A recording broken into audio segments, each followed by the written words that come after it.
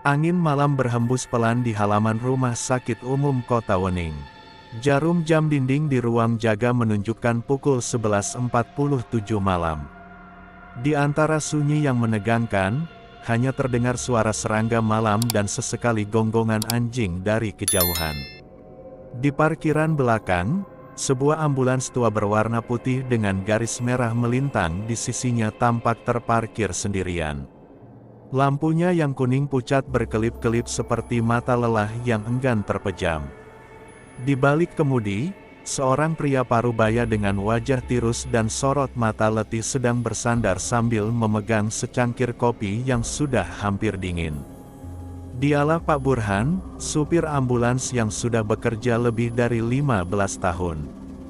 Banyak orang mengenalnya sebagai sosok yang tenang, jarang bicara, tapi pekerjaannya membuatnya tak asing dengan kematian. Hampir setiap malam, ia menjadi saksi perjalanan terakhir seseorang, mengantarkan jenazah ke rumah duka atau pemakaman. Malam itu, telepon darurat berbunyi. Petugas jaga memberitahukan, ada pasien meninggal karena kecelakaan di pinggir kota, dan jenazahnya harus segera diantar ke rumah duka di daerah Cibadak, sekitar 30 km dari rumah sakit. Pak Burhan hanya mengangguk, menyeruput sisa kopinya yang pahit, lalu berjalan pelan ke arah ambulans. Dua orang petugas medis mengangkat peti jenazah yang sudah tertutup kain putih ke bagian belakang mobil. Sebelum berangkat, salah satu petugas sempat berkata lirih, "Korban ini aneh, Pak, meninggalnya cepat sekali." Katanya, wajahnya hancur tertabrak truk. Keluarganya shock berat. Pak Burhan hanya terdiam. Bagi dia, cerita seperti ini sudah terlalu sering didengar. Ia menutup pintu belakang ambulans, lalu naik ke kursi kemudi. Mesin dinyalakan, lampu depan menyala, dan dengan raungan sirine yang memecah kesunyian, ambulans melaju meninggalkan rumah sakit. Perjalanan dimulai. Jalanan malam itu sepi. Hanya lampu-lampu jalan yang berkedip di antara kabut tipis. Suara sirine yang biasanya terdengar tegas kini terasa seperti lolongan aneh yang menusuk telinga. Di dalam mobil, suasana makin hening. Petugas medis di belakang sibuk dengan berkas di tangannya, sementara Pak Burhan hanya fokus pada jalan. Namun, entah mengapa, udara di dalam mobil tiba-tiba berubah dingin. Begitu dinginnya, sampai-sampai embun tipis mulai terlihat di kaca jendela. Pak Burhan sempat melirik ke panel AC. Mati, udara dingin ini jelas bukan dari mesin pendingin. Ia mencoba mengabaikannya, tapi beberapa menit kemudian, suara samar mulai terdengar. Pelan, serak, seperti isakan tangis. Pak Burhan mengernyit. Tangisan itu terdengar dari kursi belakang, tepat dari tempat peti jenazah diletakkan. Ia sempat berpikir mungkin itu suara petugas medis, tapi ketika ia bertanya, "Pak, tadi ada yang nangis ya?" Petugas di belakang menjawab datar, "Nggak ada, Pak. Saya dari tadi diam saja." Jantung Pak Burhan mulai berdegup lebih kencang. Bayangan di kaca spion, tangisan itu makin jelas. Sesekali terdengar seperti suara perempuan menyebut pelan sebuah nama, entah siapa, karena suara itu terdengar seperti tertelan angin. Pak Burhan menelan ludah. Tangannya mulai berkeringat di setir. Perlahan ia menatap kaca spion tengah untuk melihat bagian belakang mobil. Darahnya mendadak terasa beku. Di kursi belakang, ada sosok duduk di samping peti jenazah. Wujudnya samar-samar, tapi cukup jelas terlihat rambut panjang menutupi wajahnya. Kepalanya tertunduk, dan tubuhnya bergoyang pelan seiring suara tangisan itu. Petugas medis di belakang tampaknya tak melihat apapun. Ia tetap duduk menunduk, sibuk dengan berkasnya, seolah tak menyadari ada penumpang lain di sampingnya. Pak Burhan memejamkan mata sejenak, berharap itu hanya bayangan lampu jalan yang menipu. Tapi ketika ia membuka mata lagi, sosok itu kini menoleh perlahan ke arahnya, memperlihatkan wajah pucat dengan mata yang hitam legam dan mulut berlumuran darah. Pak Burhan nyaris membanting setir karena kaget, tapi ia menahan dirinya. Sirine terus meraung, tapi malam terasa semakin sunyi, seperti suara-suara dunia telah lenyap, menyisakan hanya mereka, dan sesuatu di kursi belakang. Sirine meraung memecah malam, tapi bagi Pak Burhan suara itu justru terdengar semakin aneh. Seperti lolongan panjang yang bergema di kejauhan, memantul-mantul di antara gedung-gedung kosong di pinggiran kota. Tangannya gemetar di setir, keringat dingin mengalir di pelipis meski udara di dalam ambulans terasa menusuk tulang. Bayangan di kursi belakang tadi tak mau hilang dari pikirannya. Sosok itu, dengan wajah pucat dan mata hitam menatapnya lewat kaca spion. Ia menatapnya hanya beberapa detik, tapi rasanya seperti seumur hidup. Pak Burhan menelan ludah. Bismillah, gumamnya pelan, mencoba menguatkan hati. Ia sudah bertahun-tahun mengantar jenazah, tapi kejadian malam ini terasa berbeda. Seolah ada sesuatu, atau seseorang, yang ikut bersama mereka sejak tadi. Persimpangan sepi. Perjalanan berlanjut melewati jalanan sempit yang semakin sepi. Lampu-lampu jalan berdiri berjajar, tapi cahayanya redup dan berkelip-kelip seperti lilin hampir padam. Asap tipis dari pembakaran sampah di kejauhan terbawa angin, menambah kesan menyeramkan di malam yang sudah mencekam.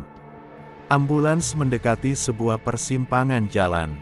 Di tengah lengangnya malam, hanya ada satu lampu jalan yang menyala di persimpangan itu, lampu tua dengan cahaya kuning pucat, berkedip-kedip tak menentu.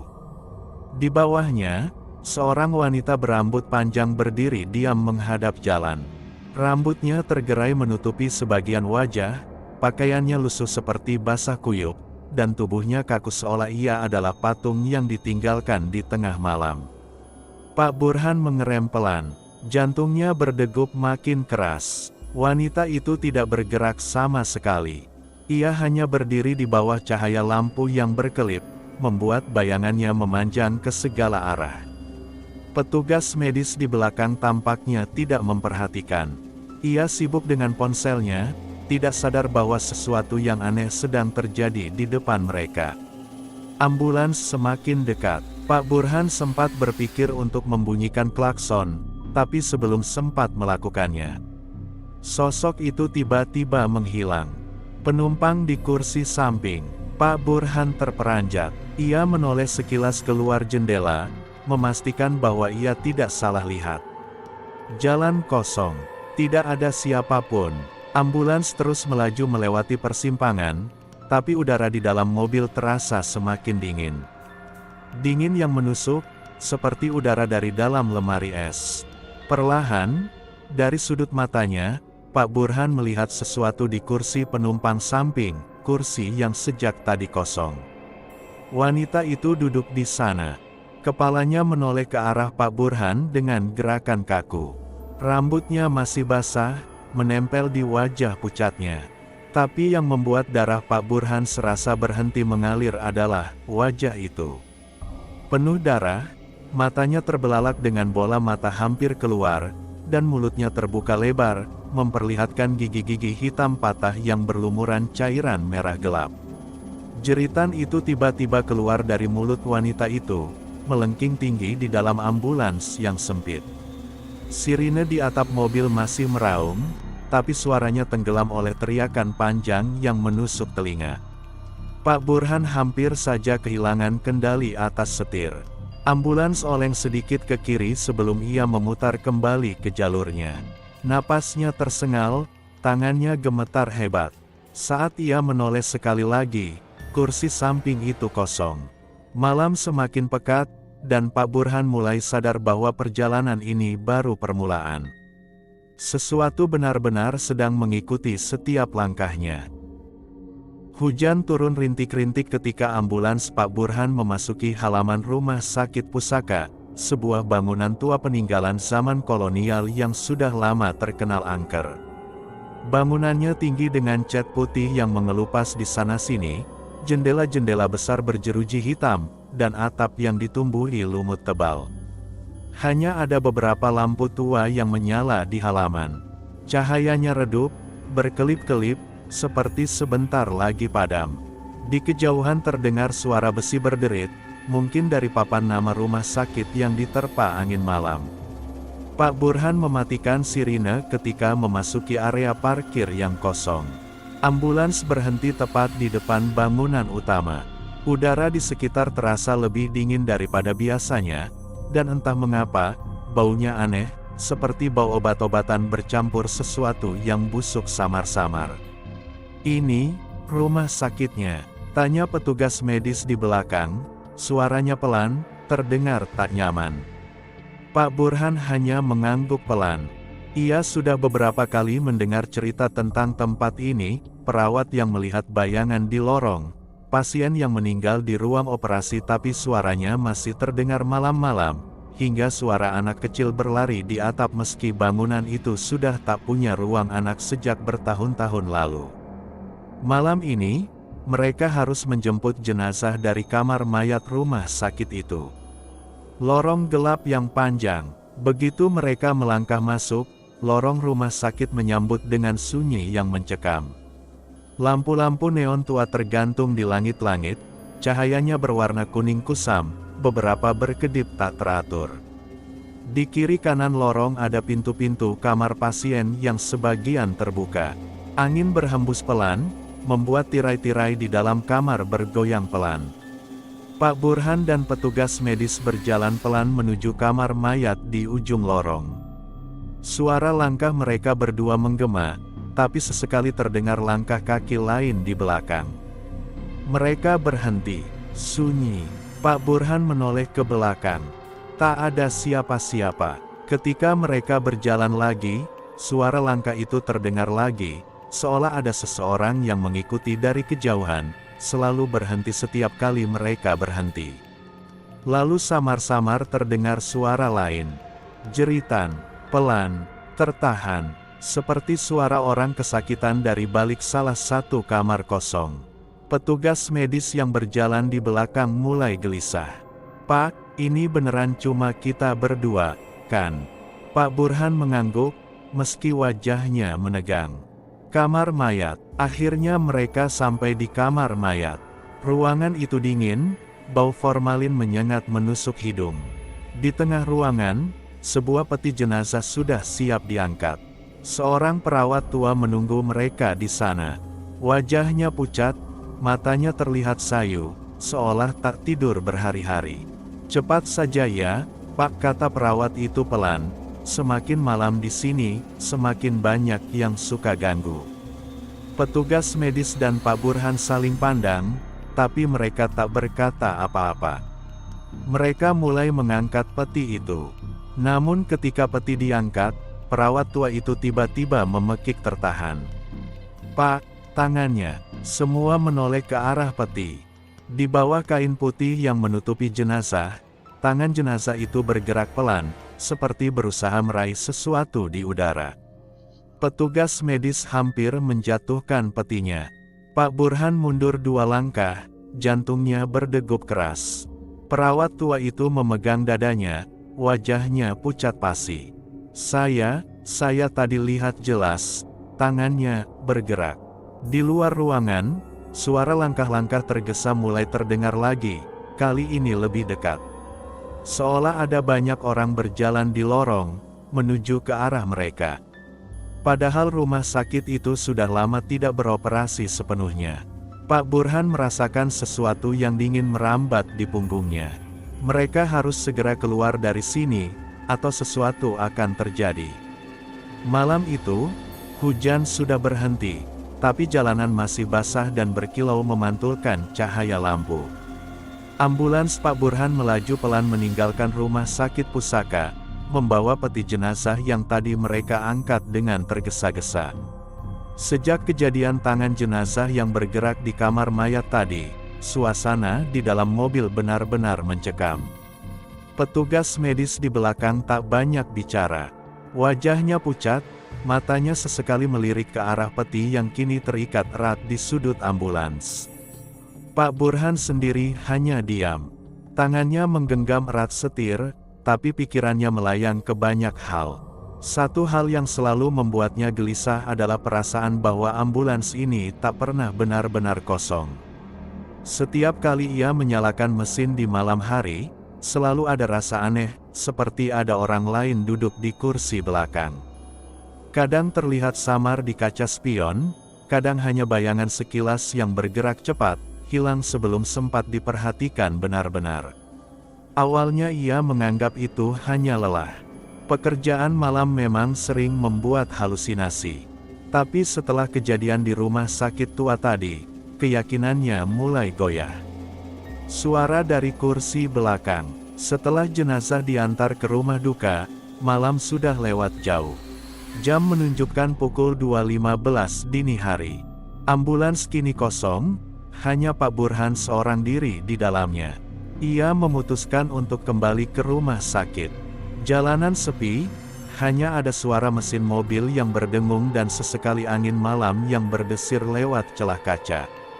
Tapi tiba-tiba, "Pak, antar saya ke sini." Sebuah suara berat terdengar dari kursi belakang. Pak Burhan hampir saja menginjak rem mendadak. Ia menoleh sekilas lewat kaca spion. Tak ada siapa-siapa. Kursi belakang kosong.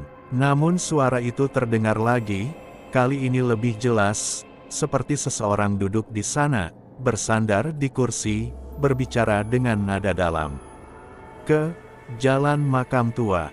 Cepat." Pak Burhan merinding. Jalan Makam Tua, itu bukan nama resmi jalan manapun yang ia tahu, tapi ia pernah mendengar cerita dari sopir ambulans lain, jalan di pinggir kota yang menuju sebuah kuburan tua yang sudah lama tak dipakai. Jantungnya berdegup kencang, tapi entah kenapa, tangannya berbalik memutar setir, mengikuti perintah suara itu. Seperti ada yang memaksanya untuk patuh. Perjalanan menuju kuburan, kabut tipis mulai turun ketika ambulans memasuki jalan sempit menuju pinggiran kota. Pohon-pohon besar berderet di kiri kanan, dahan-dahannya menjuntai seperti tangan siap meraih. Lampu jalan semakin jarang, bahkan beberapa sudah mati. Di kaca spion, Pak Burhan beberapa kali melihat bayangan samar duduk di kursi belakang.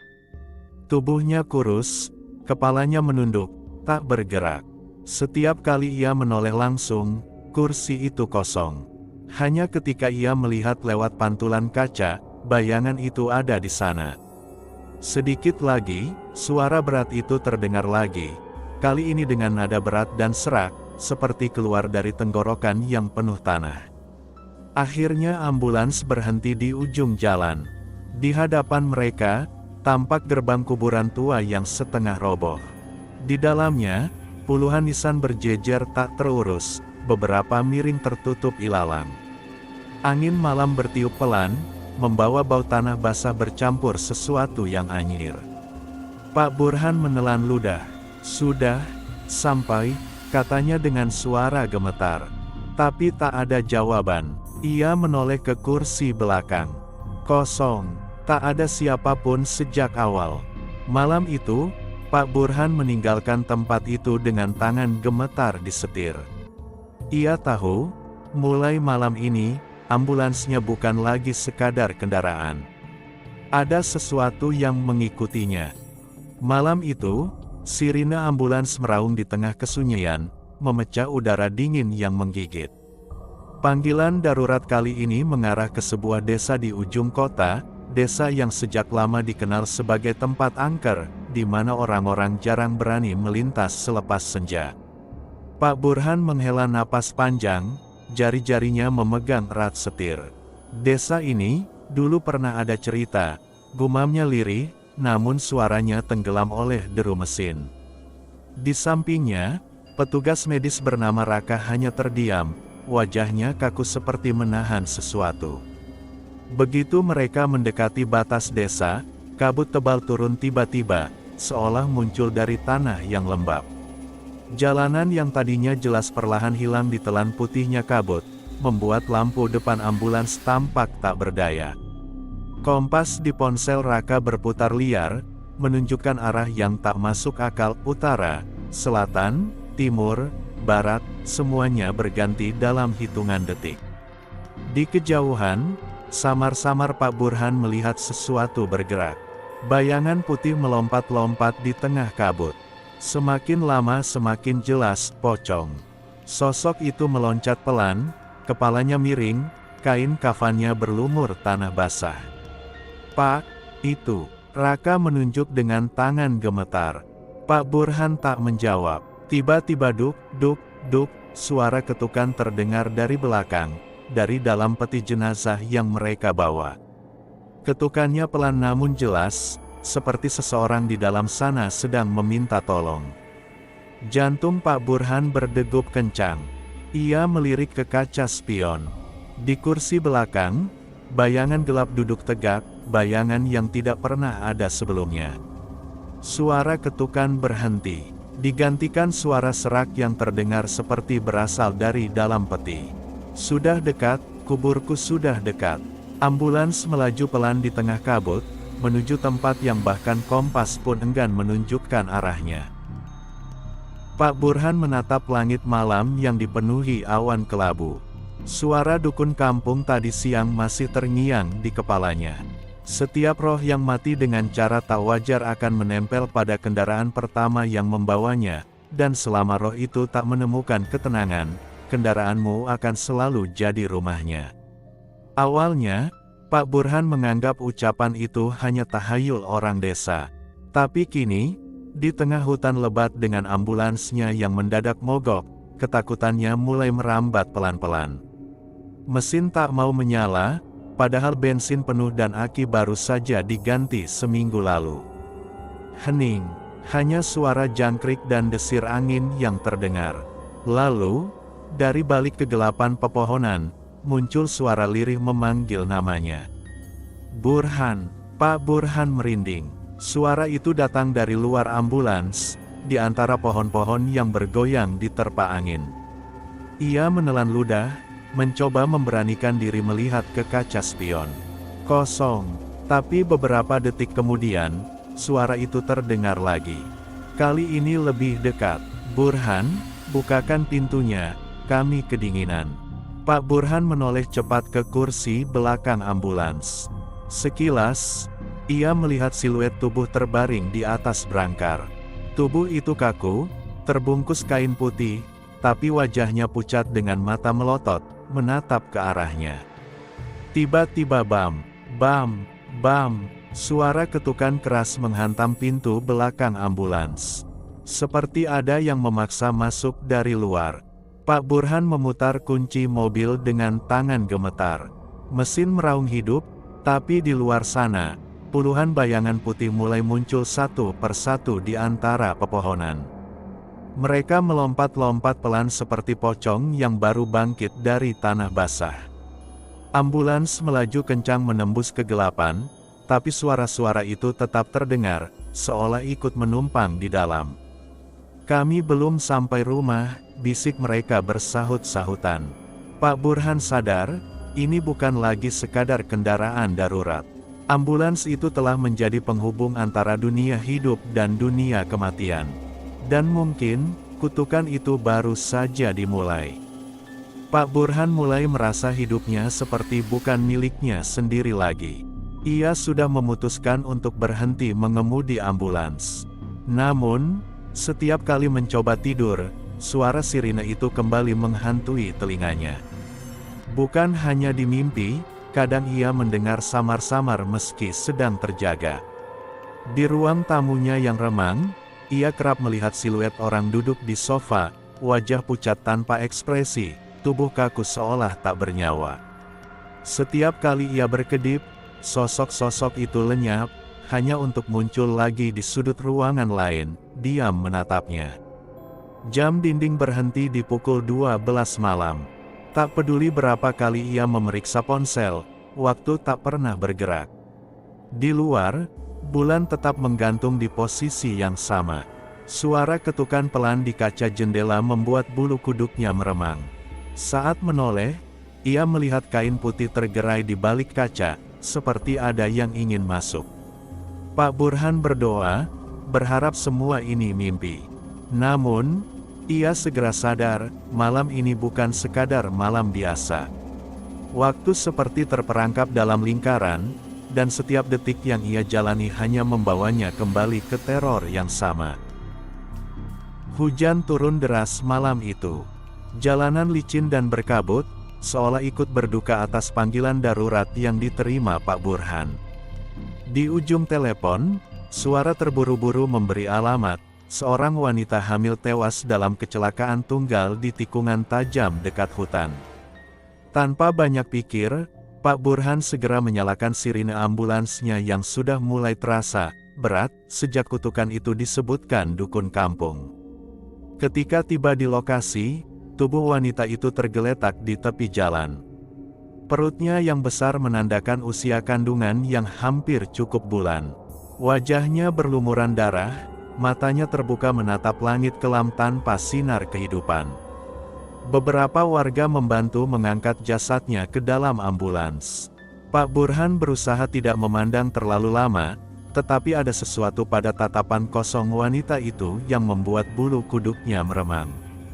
Perjalanan pulang dimulai. Hujan terus menghantam kaca depan, wiper bergerak maju mundur dengan ritme yang aneh, terlalu lambat untuk derasnya hujan, seolah sengaja memperpanjang jarak pandang yang gelap. Di tengah perjalanan, ketika jalan sudah sepi dan hanya suara mesin ambulans yang terdengar, tiba-tiba, "Wuwa, wuwa, wuwa." Tangisan bayi pecah dari kursi belakang. Pak Burhan hampir membanting setir saking terkejutnya. Tangisan itu jelas, lirih, dan penuh kesedihan. Ia menoleh sebentar melalui kaca spion, hanya jasad sang ibu di atas tandu, diam tanpa gerakan. Tidak ada bayi, namun tangisan itu terus terdengar. Sesekali berubah menjadi suara cekikikan kecil, seperti bayi yang tertawa. Pak Burhan memacu mobil lebih cepat, mencoba mengabaikannya. Tapi di kaca spion, ia melihat sesuatu. Di sisi jasad wanita itu, ada bayangan kecil berbentuk bayi, kepalanya berlumuran darah, merangkak perlahan ke arahnya. Tangisan bayi berubah menjadi bisikan lirih memanggil namanya. "Burhan." Sirine ambulans meraung panjang, memecah kesunyian malam. Tapi di telinga Pak Burhan, suara bayi itu jauh lebih keras, lebih dekat, dan semakin memaksa. Pak Burhan duduk bersila di hadapan seorang lelaki tua berwajah keriput yang dikenal warga sebagai Mbah Salim, orang pintar yang sering dimintai pertolongan untuk urusan gaib. Angin malam berhembus pelan, membawa aroma tanah basah dan dupa yang terbakar di pojok ruangan. Lampu minyak berayun pelan di langit-langit, membuat bayangan di dinding bergerak seperti makhluk hidup. Mbah Salim memejamkan mata sambil menggenggam segenggam bunga setaman. Suaranya berat, serak, namun penuh wibawa. "Burhan, roh-roh yang kau bawa setiap malam, mereka bukan roh sembarangan," ucapnya pelan. "Ambulans yang kau kemudikan itu, pernah mengalami kecelakaan parah belasan tahun lalu. Di tikungan menuju jembatan tua, mobil itu terjun ke jurang. Semua penumpangnya meninggal di tempat. Sejak saat itu, mereka terjebak di antara dunia orang hidup dan mati, tak pernah benar-benar pergi." Pak Burhan merasakan darahnya berdesir. Potongan-potongan ingatan melintas di benaknya, jeritan-jeritan, suara sirine, sosok-sosok pucat di kursi belakang, dan malam yang seolah tak pernah berakhir. Semua kini masuk akal. Mereka menumpang, karena itu satu-satunya jalan pulang bagi mereka. Lanjut Mbah Salim, menatap tajam ke arah Pak Burhan. Tapi ada sesuatu yang membuat mereka tak bisa meninggalkan mobil itu. Ada dendam, ada kesedihan, ada janji yang belum terpenuhi. Pak Burhan menelan ludah. Suara angin di luar terdengar seperti bisikan-bisikan samar.